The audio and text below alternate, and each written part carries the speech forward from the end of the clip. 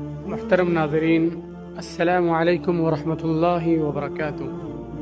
امید ہے آپ سبھی خیریت سے ہوں گے۔ آج کی اس ویڈیو میں پیش ہے ایمان کا سورج۔ کہتے ہیں کہ ایمان قلب کے اندر یعنی دل کے اندر سورج کے مانند روشن ہوتا ہے۔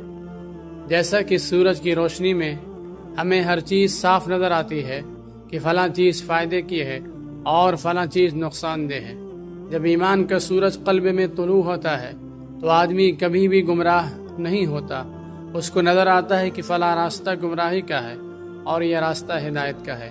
یہ قلب کا سورج اس کے راستے کو روشن کرتا رہتا ہے۔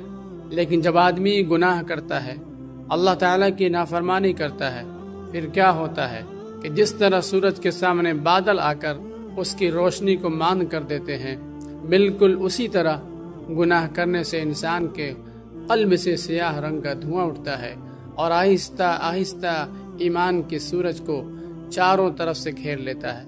اب اس کو صحیح راستہ نظر نہیں آتا، پھر یہ آدمی گمراہ ہو جاتا ہے۔